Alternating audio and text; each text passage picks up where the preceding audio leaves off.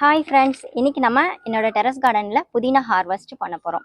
புதினா பார்த்திங்கன்னா என்னோடய டெரஸ் கார்டனில் நான் எப்படி வளர்க்குறேன் அப்படின்னு பார்த்தீங்கன்னா, வாரத்தில் ஒரு கத்தை அறுப்பேங்க.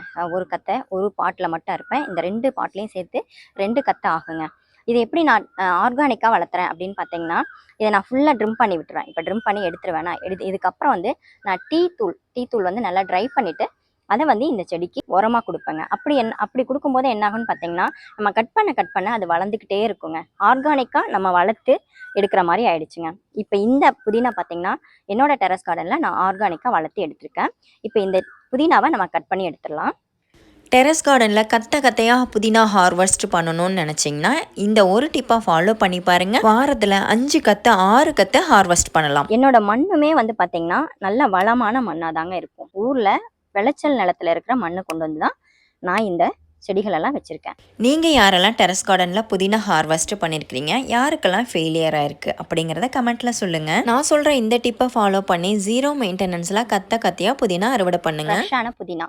இந்த புதினா வந்து தொகையில் வச்சாலும் சரி, சட்னி அரைச்சாலும் சரி, அப்படி ஒரு ஃப்ளேவராக இருக்குங்க. அவ்வளோ ஒரு வாசனை, அப்படியே பசியை தூண்டும். அந்த அளவுக்கு இந்த புதினா டேஸ்ட்டாக இருக்கும், மணமாக இருக்கும். நம்ம ஃப்ரெஷ்ஷாக ஆஞ்சி எடுத்த புதினாவை கொண்டு வந்து நட்டு வைக்கும் போது காஞ்சி போயிடும், துளிரவே துளிராது.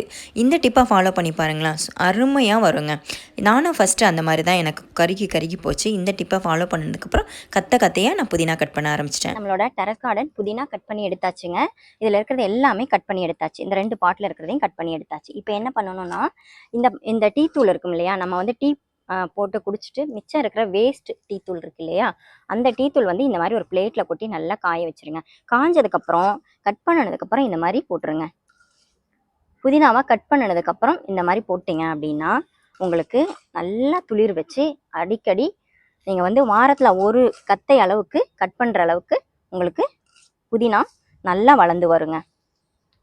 ஒரு கை அளவுக்கு கொடுத்தீங்கன்னா போதுங்க. இதை ஏன் நம்ம ட்ரை பண்ணிட்டு போடுறோம் அப்படின்னு பார்த்தீங்கன்னா, புழு வந்துடுங்க, வேர்ப்புழு வந்துடும். அதுக்காக தான் நம்ம இந்த டீ தூளை வந்து ட்ரை பண்ணிவிட்டு அப்புறமா நீங்கள் இந்த மாதிரி ஒரு கை கொடுத்துட்டிங்கன்னா அடுத்த டைம் உங்களுக்கு அறுவடைக்கு அழகாக ரெடி ஆயிடுவாங்க. சீக்கிரம் நீங்கள் ஹார்வெஸ்ட் பண்ணலாம். நம்மளோட கார்டனில் கட் பண்ணி எடுத்த ஃப்ரெஷ் புதினா எப்படி இருக்குது பார்த்தீங்களா?